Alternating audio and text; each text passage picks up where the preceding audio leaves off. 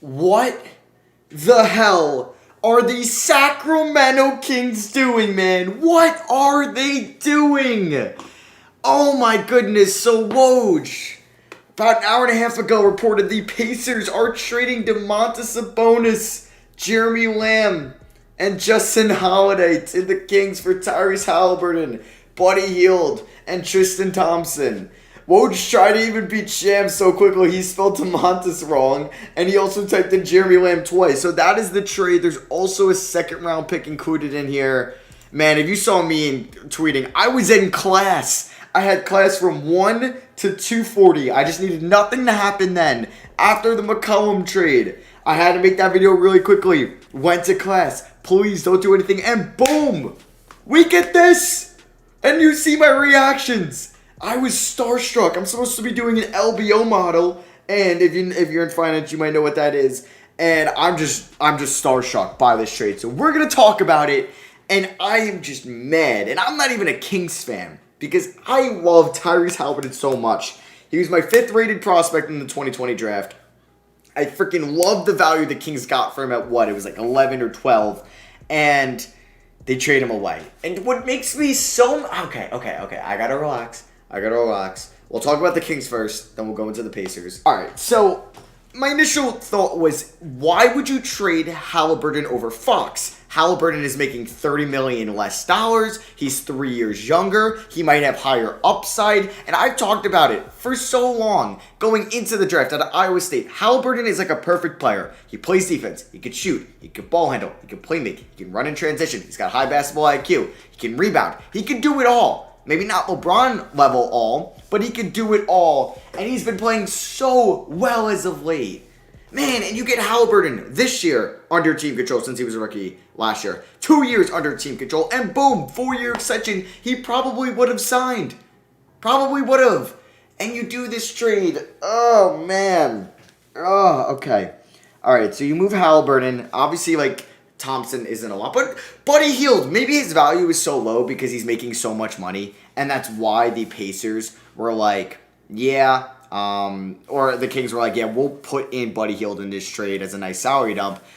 But like, wow, I thought you could have gotten maybe a first for Buddy Hield or multiple seconds. And then Tristan Thompson's obviously a throw-in. Jeremy Lamb comes in, he's an expiring. Justin Holiday, 2 years off, but he can't even play home games, I believe, since he's not vaccinated. And you get Domantas Sabonis. And I guess Monte McNair, Vivek Ranadive were like, oh my god, okay. They were like, yes, Sabonis and Fox is a better future than Fox and Haliburton. I guess that's the only reason why they make this trade. I mean, Sabonis is under contract for the next 2 seasons. He's an all-star caliber big. I love Sabonis. I would have loved this trade if it were for Fox. And I thought that would have been a great return for Indiana if they were able to get Fox. And now they got Haliburton, who's making less money. Now this opens up a lot of cap space if you could flip Buddy Hield in the offseason. But for the Kings, let's talk about them. I mean, they didn't give up their first this year. They're probably going to have another top 10 pick. Maybe they get lucky. Because you got lucky in 18? Or you had the second pick in 2018. Maybe they got unlucky. I don't remember. And then I think they got lucky. And you had an option of Luka, Triple J, Trae Young. You went with Marvin Bagley. Whoa.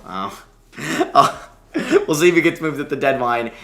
In 19, they didn't have their first round pick from the, it was like the Carl Landry trade that ended up being Langford, whatever. They were close to making the playoffs that year. 2020, you hit it out of the park with Haliburton. And in 2021, you got Mitchell. So, honestly, as of late, oh my god, the Kings would have had actually a pretty good track record drafting if they didn't screw up so badly with Bagley. Because you would have had Fox, great pick. When some players around that selection didn't go well, like Josh Jackson at 4, Dennis Smith Jr. a little bit later. Fox was a great pick. Bagley, one of the worst picks of all time. And then they didn't have their 2019. Haliburton, fantastic pick at that value too. And then Davion Mitchell is looking like a very good pick as well.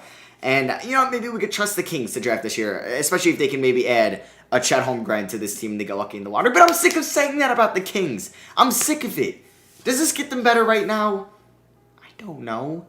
I don't know. Do the Kings get better with this trade? I assume so, right? Sabonis is a better player than Haliburton. We'll see if they move Barnes. Maybe they extend Barnes. I don't know. I mean, the Kings have a shot at, I guess, making the playoffs this year. Like, they're only, what? I guess they're looking at the same as the Pelicans. They're only a game out of the 10th seed. There's a very good chance the Kings could make it to the playoffs. But, man, I don't know. I really don't know. All right, Alvin. I'm like they fired Luke Walton this year, so they're probably gonna get another head coach next year. Man, Fox has to be not like pissed. He's probably excited. I don't know if he's excited or not, but like, I mean, no, he hasn't had a lot of coaches. It's been Luke Walton for a fat minute, but man, I don't like this with the Kings. I love Haliburton. Haliburton's one of my favorite players in the league, and I think it's silly to do this. I would have rather rolled out. Okay, I guess this presides a question: would you rather have Fox and Sabonis or Haliburton and Julius Randle? Probably Fox and, like, Sabonis, because I'm trying to think what Fox could have gotten you if it wasn't going to be Ben Simmons, if it wasn't going to be Domantas Sabonis. Would you have settled for Jeremy Grant? No. Would you have settled for Christian Wood? No. I don't know who you could have gone for Fox that's on the market. I really don't know. So, maybe this was the best thing. But if, I don't know. I don't like this for the Kings. And maybe I'm just going to underrate Sabonis, because I love Sabonis as a player. He's one of my favorite players to watch. I love big men that could pass. I just don't agree with trading Haliburton. I think it was stupid. I think it would have been silly to trade him for Simmons, but I would have gotten that because Simmons has been proven to be an all-NBA player and one of the best defenders in the league, and I think could be a big man in the pick and roll with Fox. Sabonis will probably be a pick and roll man. Okay.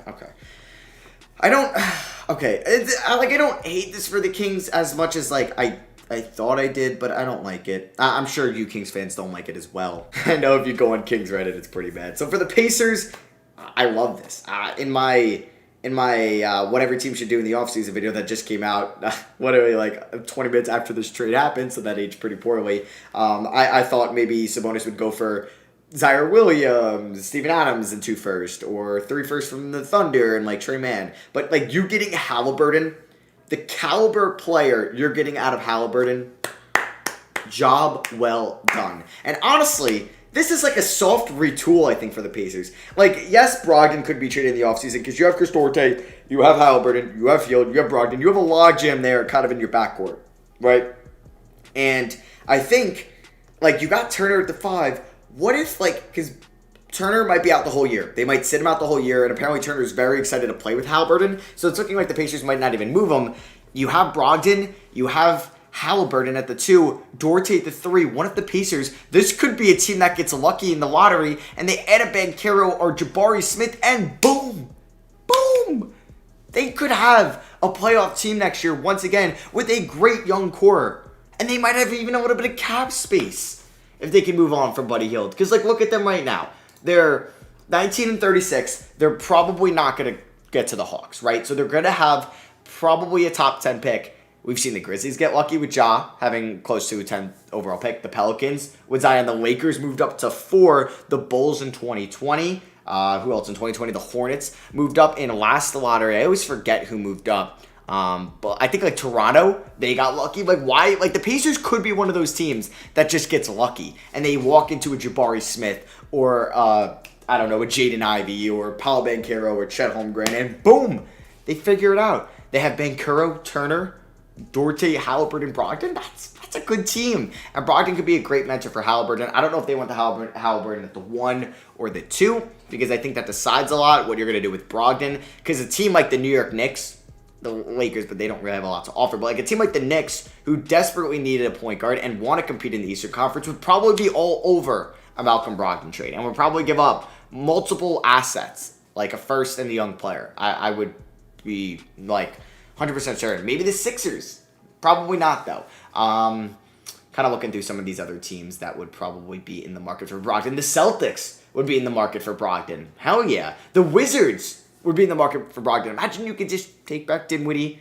Maybe you steal Corey Kispert from them. Or you steal, I doubt they'd give up Danny Avdija, but you're getting a first-round pick or something in Hashimura. I don't know.